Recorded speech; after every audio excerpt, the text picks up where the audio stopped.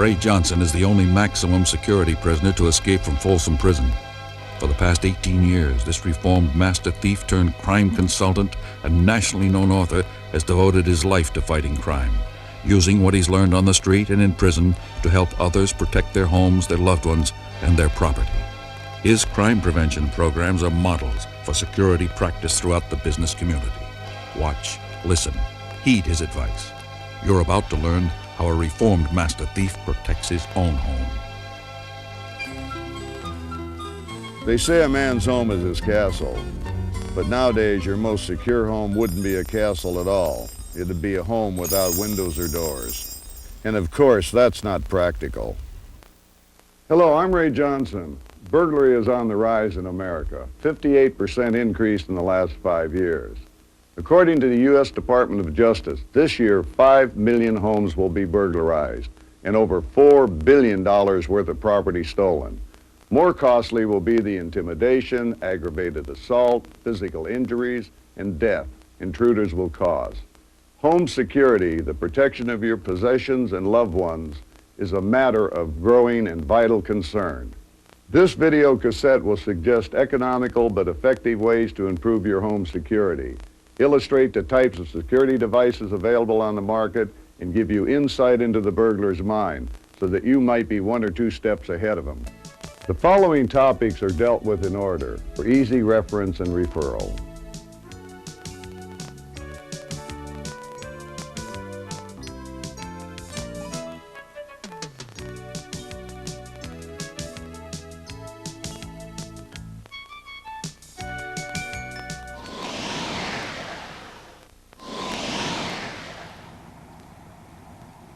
Most burglars aren't masterminds.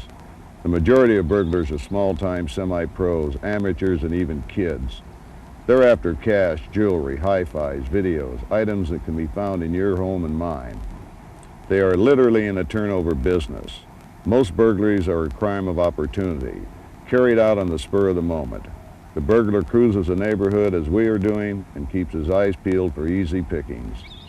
Now, what's he looking for? Certainly not that home. There's too many people, too much activity. Not that one. The fence has to be climbed and it might conceal a dog. He'll probably avoid a corner house, which is visible from too many angles. So what is he looking for? He's looking for a place that he can get in and out fast without being seen. A typical single-family home, trying out to be ripped off. No fence containing a dog. Overgrown bushes which can hide a burglar's approach and activities. No sign of life in the house. The water bottle left out. No car in the drive. Little things encourage a burglar to check out your house more closely. Perhaps the owner has gone to visit a friend, pick up the kids from school, or is at the market. They may only plan to be away from the house a few minutes, but for a burglar, a few minutes is all he needs.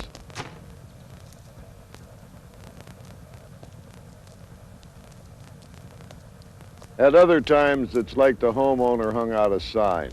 Come and get it. I'm away on vacation. Now, when you're away, make sure your house still looks lived in. Having a house sitter is the best protection. But if that's not practical, don't have empty garbage cans lying around outside your house for days on end. Don't leave your porch light on day and night. Don't let your newspapers, water bottles collect on the porch. Don't let your mail or flyers pile up.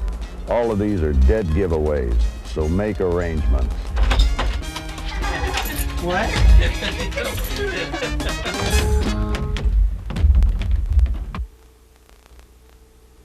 Put your porch light, internal lights, radio and TV on timers. Stop delivery of mail, bottled water, etc. Have your gardener or neighbor continue to trim your bushes, cut your grass while you're away. Ask them to pick up your newspapers, take in your garbage cans. If one of your neighbors has more than one car, maybe they can park it in your driveway. You may also want to give them a key to your house to periodically check inside. Ask them to keep an eye out, or better yet, try to get together with your neighbors and form a neighborhood watch program. Through that program, you can organize a buddy system so you'll have someone to watch your house while you're away. But by the way, don't announce your travel plans in your local bar or newspapers. Remember that old saying, loose lips sink ships. Finally, call your local law enforcement agency. Tell them that you'll be away. Ask if they would please make periodic checks on your home and property when they have units available. They'll be happy to do so. That's what they're here for. Law enforcement agencies are your friends, certainly not the burglars.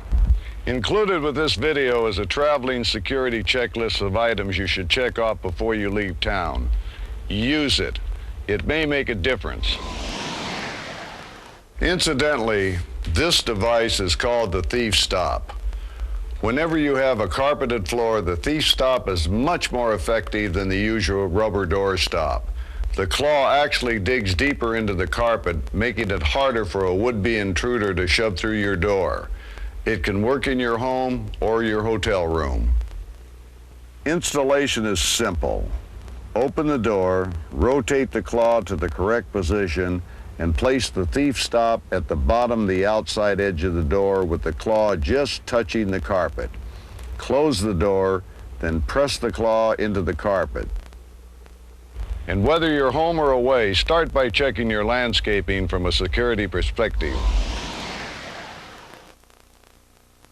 This applies to apartments as much as to houses. Always trim back your shrubs and trees so that passers-by, neighbors, and police have a good view, and the burglar has no place to hide. Now, having got rid of most of the obvious house empty signs and improved your landscaping, what's next? In the previous section, I mentioned lights and timers. Let's cover exterior lights. Burglars don't keep office hours.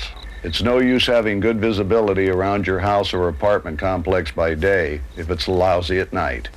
At night, you must ensure that the approaches and perimeter to your dwelling are well lighted. Take the average single-family residence. The ideal lighting is floodlights at each corner. A typical layout might look like this. And these are typical of the appropriate lighting products available on the market.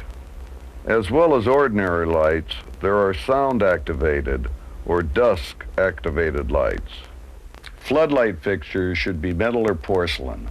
Fit them with 100-watt outdoor-type reflector floods and protect them with a wire mesh cover. In addition to regular floods, there are energy-efficient high-pressure sodium lights available, producing a high degree of illumination for the wattage. Also, mercury vapor or quartz lamps are now manufactured for residential application. They come housed in their own fixture and can be installed with a minimal effort. Another type of exterior light fixture is the infrared activated fixture. The infrared eye spots an intruder or visitor who comes within 40 feet of the fixture, activating the light and illuminating the visitor or intruder. If you've already installed a burglar alarm, wire it into your outdoor and indoor lighting so all your lights turn on automatically when your alarm is triggered. Now, isn't this better? If possible, have electrical and phone lines installed high so no burglar can reach them. If this is not feasible, exposed electrical and phone lines should be enclosed in the conduit. Keep your main electrical panel locked and in a hidden or not easily accessible location. Have a portable generator handy to run your alarm system, lights, and refrigerator so that you can save your perishables as well as maintain emergency electrical power in case electric lines get cut. While we're talking about lights, I always recommend you put some of them on timers. You can use simple plug-in timer switches to turn lamps on both outside and in different rooms inside your house at random times, giving the impression someone is at home even if you're not. You can even hook one up to turn on your radio or TV. There are on the market today sensors that will turn on lights or other electronic devices as you approach them, providing added safety, security, and convenience, especially during those times when you might find you don't have a hand free. I also strongly recommend you install a bedside wireless remote lighting control center, available from most electronic outlets. You simply plug it into a wall outlet, Plug lamps and appliances into the remote modules and replace regular wall switches with two-way remote selective units. In an emergency, you can instantly turn on all of your lights from your bedside console. Most of the precautions that we've outlined so far help deter the burglar from targeting your home. But now let's assume the burglar has not been put off and wants to check out your house more closely. Probably the first thing he will do is check your mail. If your name is on your mail, or worse, on your mailbox, he can go away, get your phone number from information, and call your house. If you're a dentist, lawyer, or businessman, don't litter your waiting room with magazines that have your home mailing address on them. Also consider an unlisted phone number, because if the burglar gets your number and there's no answer, he assumes no one is at home. Bad as this is, the following scenario may be worse. Hi, this is Carol. I had to go to the market, and then I've got to pick the kids up from school, so I won't be back until about 4:30. Talk to you later. Bye. Never leave messages on your answering machine on how long you'll be gone. They're an open invitation to burglars to break into your home. Aside from a non-specific message, order call forwarding from your telephone company and have your calls forwarded to wherever you'll be, or to the telephone of a friend who can cover for you. Call forwarding is easy to use. Just dial a code and the telephone number where you want your calls forwarded. You can forward your calls almost anywhere. To cancel call forwarding, you just dial a simple code. You'll receive your calls at home again. As I suggested earlier, if there's a dog around, many casual burglars will immediately move on. A dog is still one of the most effective home security devices there is. I personally like little dogs that yap and wet a lot, because if they catch a burglar down the street with a stereo and wet pants, it's a really good case. But maybe you don't have a dog. You can still install a barking dog alarm.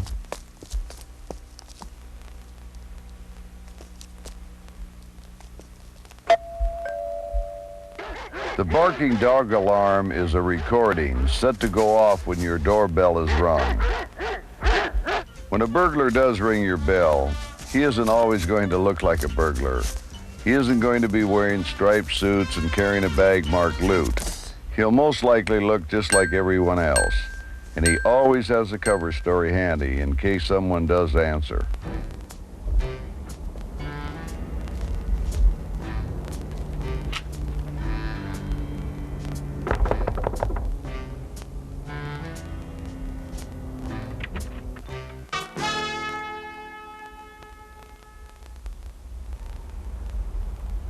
What do you want?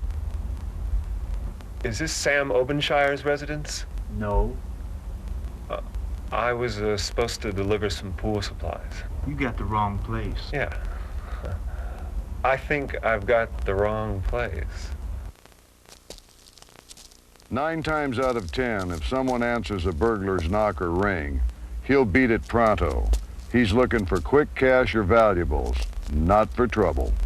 Unfortunately, there is a rising number of criminals, often with a drug habit or some other compulsion to feed. Push-ins are usually the prelude to some other violent crime, such as armed robbery, assault, or rape. Their commonest victims are the elderly or women living alone, but they can happen to anyone in any community, any time of the day or night. Most push-ins take place in one of two ways.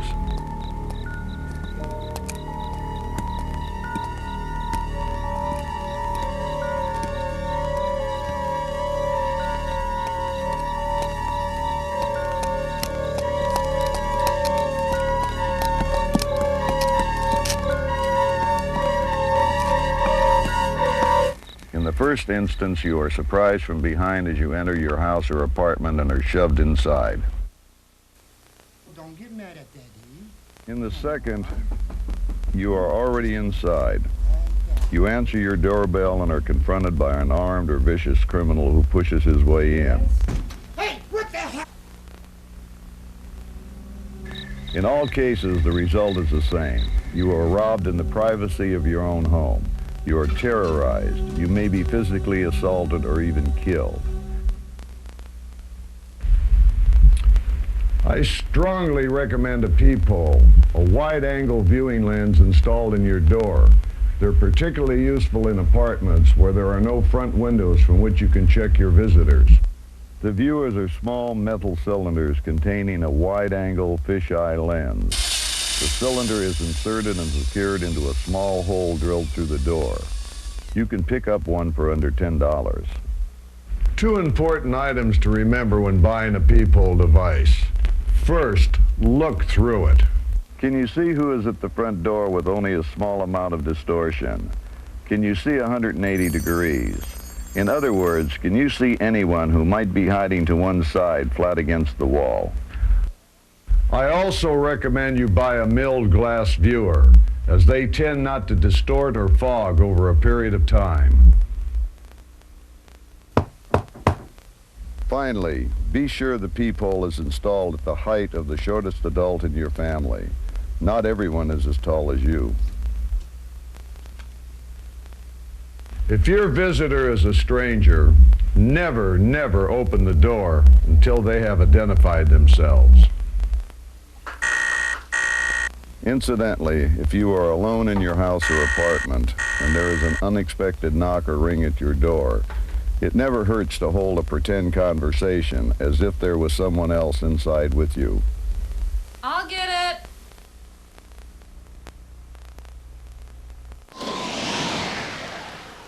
Now let's assume no one is home. The burglar is going to take his shot at finding a way in. This, by the way, is an exercise you can try for yourself. What do you do if you've forgotten your keys and have locked yourself out? Can you break into your own home? You better believe the burglar can do what you can, and then some. First, he'll try your front door. You know, amazingly, over 20% of burglaries are accomplished with no force. People simply forget to lock doors or windows behind them when they go out. People also tend to overlook the open skylight, and all too often they obligingly leave a ladder lying around for the burglar to climb up to it. Or sometimes tools are left lying around, valuable in themselves, but also useful to the burglar in breaking into your property.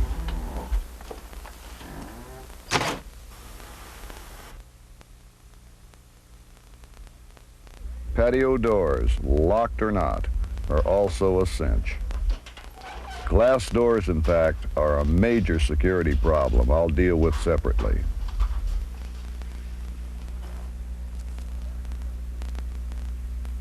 Another common mistake is for people to leave a spare key in some handy hiding place, just in case they lock themselves out.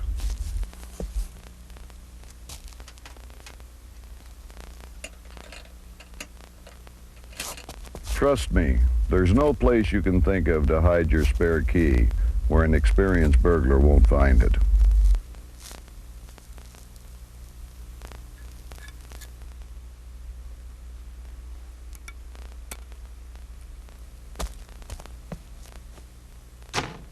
Now, even if you've closed and locked all your windows, doors, and skylights and haven't left any loose keys lying around, how easy is it for a burglar to get in?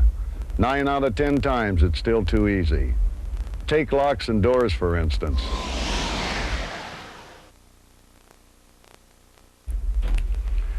Key and the knob locks are amongst the most common fixtures in the country.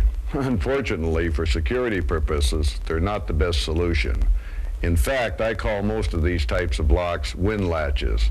Just enough lock to keep the wind from blowing open your door. Contrary to popular belief in TV shows, few burglars know how to pick locks. Picking even the simplest latch is a sophisticated technique, and it takes time. More recent locks, known as dead latches or dead locking spring latches, which have a small deadbolt spike, have to be jimmied. If all you have is a bevel latch lock, replace it or back it up with a deadbolt lock, and which has at least a 1-inch throw that can rarely be jimmied. For double doors, one solution is the jimmy-proof lock. If you choose to use this lock on a single door, make sure the model you choose can be secured through the jamb to the king stud.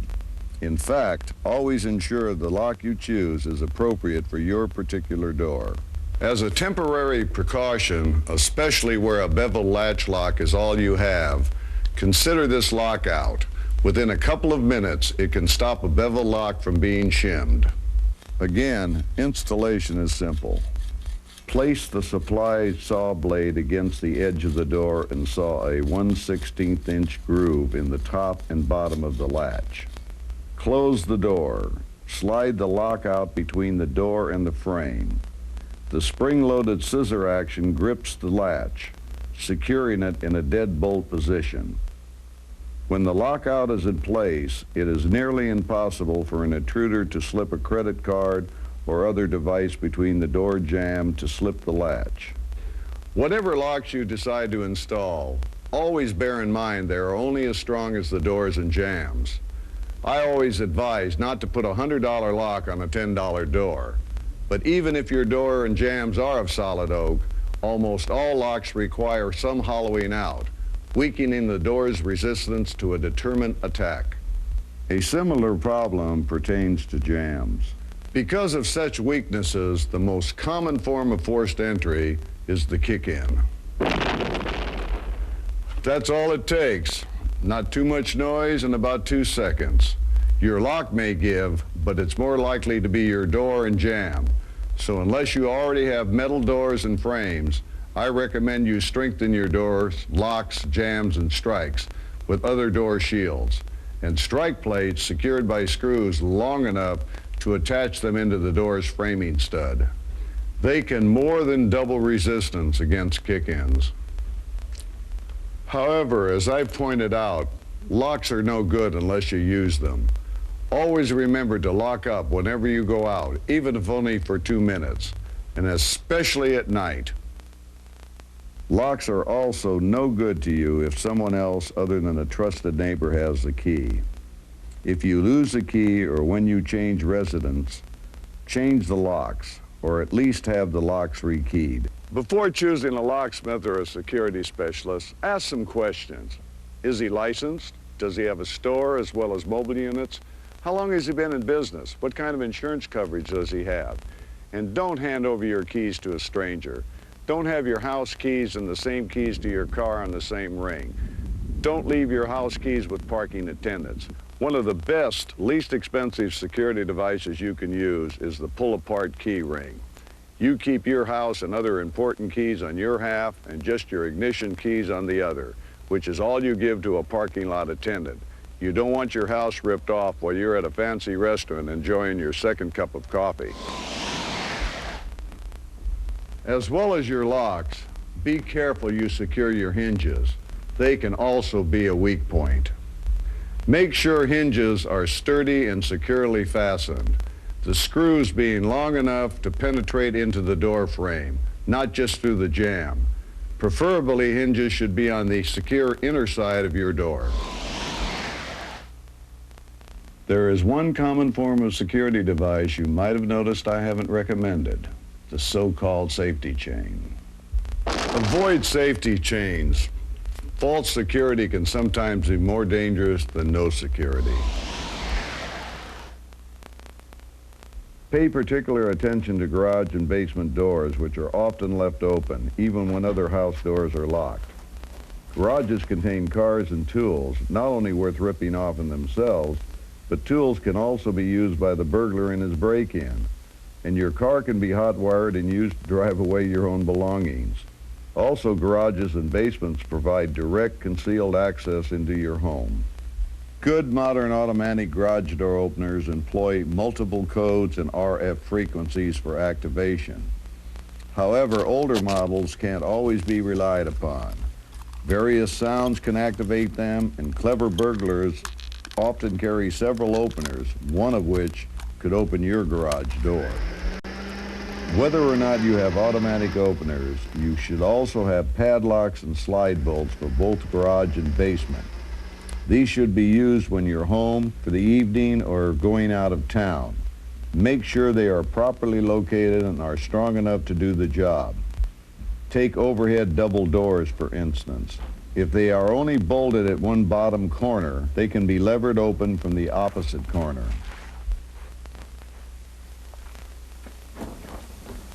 With overhead doors, don't rely on one slide bolt on one bottom corner. Put a bolt on either side, preferably midway up the side of the door. I also recommend a centrally located cane bolt with a deep strike into a concrete floor. Also see to it that your garage door hardware, fastening, hinges, and so on is heavy duty. Don't overlook the hasp. Padlocks are only as good as the hasp they're on. Check your interior access doors from the garage or basement. These doors are often the most flimsy. If you find you have such a door, exchange it for something solid. If you don't know if your door is solid or hollow, simply knock on it. Solid. Hollow. And finally, add a deadbolt. When you go away on vacation or just to bed at night, always make sure your basement and garage doors are locked and bolted from the inside.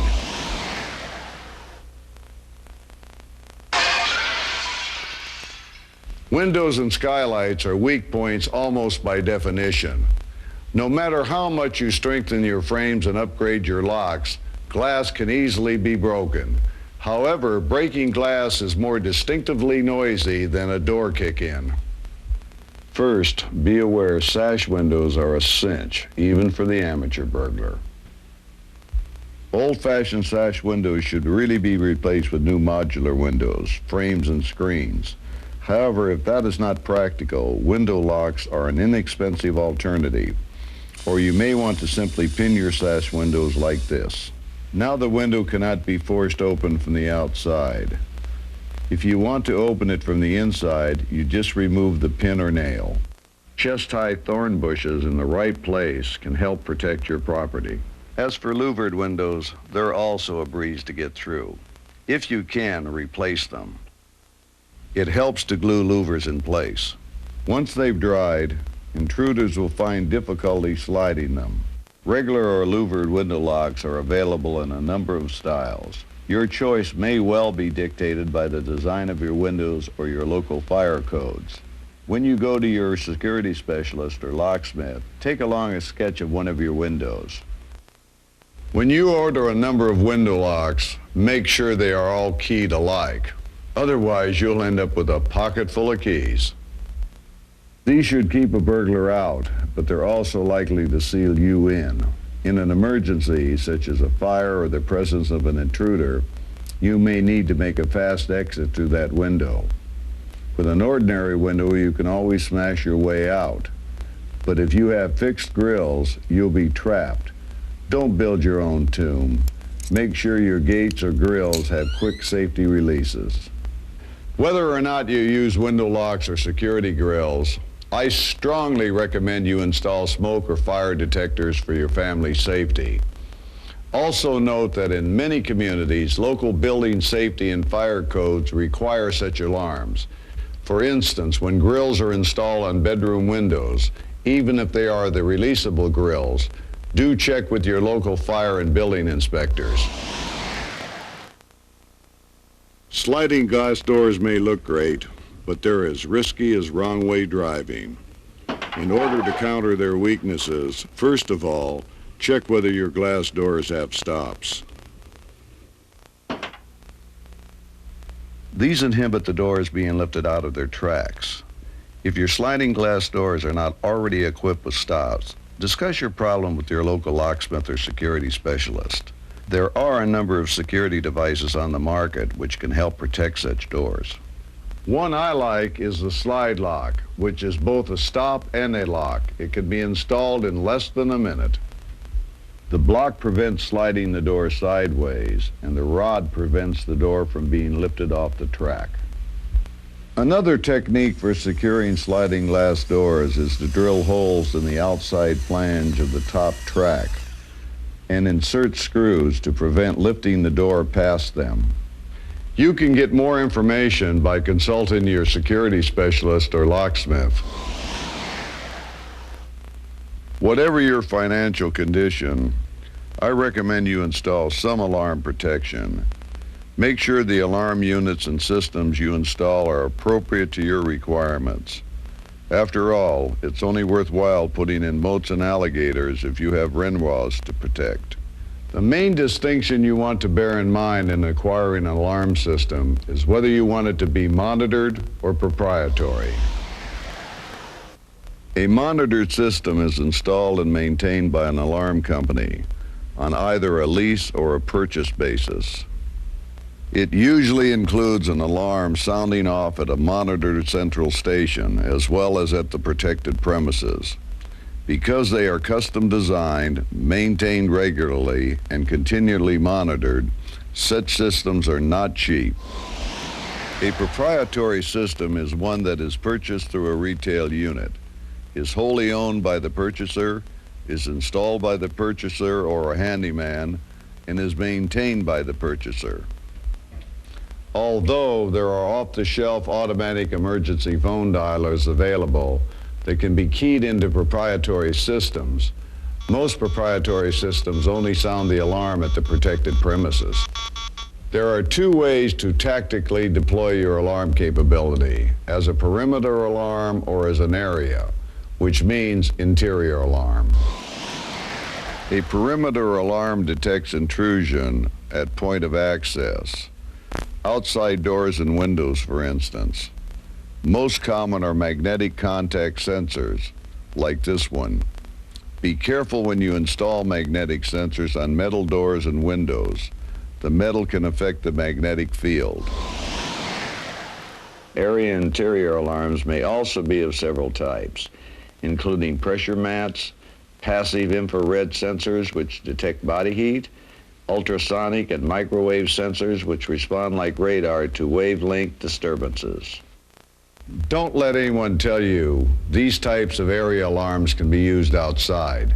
They're very sensitive and can be set off by birds or falling leaves. Area alarms should provide interior traps in those rooms and walkways a burglar would most likely enter, such as the kitchen, living room, hall, stairs, and master bedroom. To re-emphasize, design your system according to your own individual circumstances. Concealed under the mat pressure alarms, for instance, may not be appropriate if you go out leaving an 80-pound German Shepherd roaming around. Integrate your alarm system so that it will not only activate the bell or siren, but also turns on your house lights and any flashing emergency light systems that are commercially available. Before you decide which alarm systems and devices are for you, ask for advice. Talk to your insurance agents or brokers, your local law enforcement crime prevention unit, alarm industry organizations, and finally your friends. Pick their brains, ask them about their experiences, solicit their recommendations. Finally, no alarm system can absolutely guarantee you will not be burglarized, but a little thought and effort in an intelligent alarm application can certainly improve your security and your peace of mind. Whatever precautions you take to stop burglars from breaking in, you must still consider how to protect yourself in case it does happen. Make your master bedroom your safe room, the security center of your house, a place of last resort to retreat to or exit from. Most interior doors are flimsy, hollow core construction. Make your bedroom door a solid one and put a deadbolt on the inside. Add reinforcers such as the lockout or the stop thief. Set up a remote lighting console as I have recommended. At the very least, keep a flashlight and a noisy panic alarm handy. Panic alarms can be lifesavers in various circumstances. For instance, if you are frail and need help, or in other medical emergencies such as a heart attack. I also recommend you install a bedside phone. But bear in mind, if you only have a single line phone and an extension is taken off the hook, you're at an intruder's mercy. Make sure extensions are portable and locked away at night.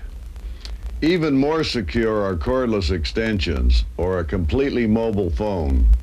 Ask your local telephone representative or your security specialist for details. And your spare keys, you can toss them out the side window to the police when they arrive. If you discover you have a burglar, never try to play the hero. Confronting an intruder who may be armed is always dangerous. If you sense an intruder in your home, stay put in your safe room. Or if it's safe, get out fast. You have fire drills at school and at work. It makes sense to have them at home. They will serve not only in case of fire, but also as a way out from an intruder. Study your floor plans. Set up the exit routes in advance. Make sure everyone in the house understands the emergency routine.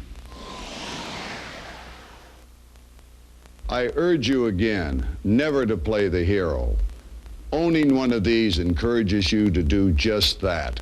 For this reason alone, I am personally wholeheartedly against owning handguns. Owning a gun doesn't make you more secure. Burglars and other criminals are usually more expert with guns than the average citizen.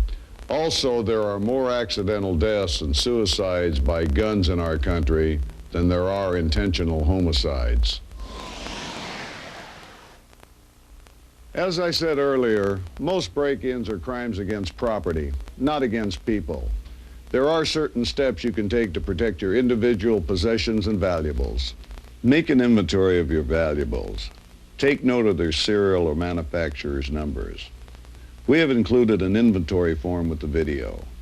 These forms are also usually available through your local crime prevention units. Use a black light marker or etching tool to mark your valuables with your driver's license number or other identifying symbol, as advised by your local police. Do not use your Social Security number because that agency will not release any information. Photograph or videotape your valuables, including the ID. Remember, if police do recover your stolen property, they cannot return it to you without proof positive you are the rightful owner. Unclaimed property is the reason for the big crowds at police auctions. Be creative as to where you stash things. Don't leave jewelry in jewelry boxes. Put it in vitamin jars, a child's toy box, or other unlikely places. Especially don't leave it under the mattress. It's the first place a burglar will look. If you have other small valuables to which you need access, install a security closet. A security closet door will be solid with a deadbolt lock, making it very difficult to break into. If you have things of value you don't need day to day, consider renting a safety deposit box.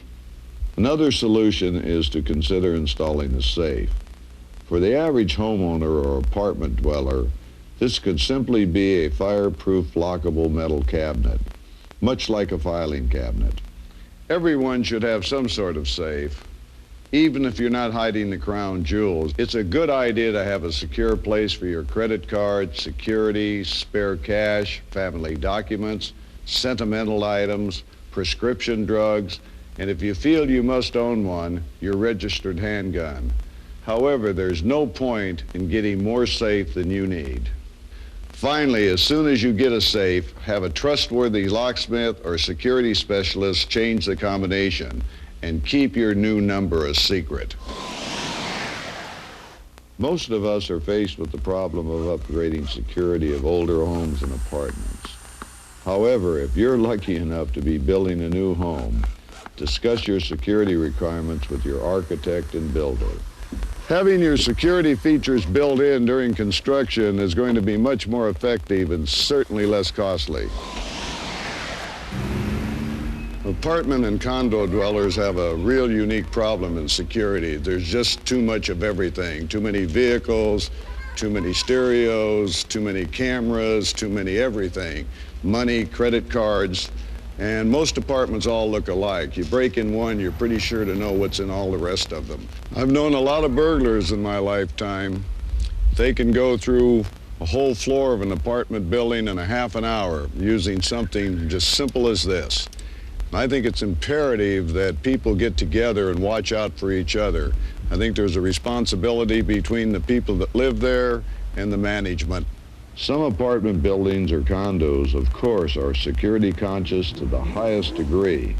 Unfortunately, most of us are not in that income bracket. When you're out looking for a condo or an apartment, put security as one of your priorities. Check the neighborhood crime rate. See what kind of lighting, see what's been going on in that area. And probably the most important thing is contact your local crime prevention units in your police department. They'll tell you everything that's happening. Now that you have your new apartment, make certain that you do something about your security. Check with the owner or manager what you can and cannot do, but insist on new locks. And one other thing that might be important, get to know your neighbors and maybe even an intercom between you and them. Be wary of entering elevators with strangers. Try to sharpen your instincts about suspicious characters. Hey, baby, you going up? Yo, where you going? Don't do your laundry at other than peak hours. Laundry rooms can become traps. If your suspicions are aroused, back out and communicate. Don't approach your home if you sense a threat. Go to a neighbor or to a friend or contact your manager. If you find a window or a door open, go to the nearest phone and call the police. Remember, it's better to be safe than sorry. Don't allow vehicles to follow in your wake to the building security gate, which should be really thought of as only a controlled entry gate. We've enclosed a final sheet with this video, which is a do-it-yourself home protection survey. Look it over. Take it with you when you visit your professional locksmith, local crime prevention unit, or other security specialist. Remember, anyone can get into your home or apartment if he wants to badly enough. Even if you apply all the methods and devices you've seen in this video, we can't guarantee you'll become burglar-proof. But they should reduce the odds against being burglarized and make a big difference in making your home more secure. Let me give you some final thoughts. Being burglarized is always an unpleasant experience. If not only it entails financial loss, it also leaves us with an emotional loss, a sense of violation, and a mistrust of our fellow human beings. Well, there are some bad people out there, but bear in mind that when we've installed all the hardware, switched on our alarms, locked all our doors behind us, still no man or woman is a castle entirely unto themselves.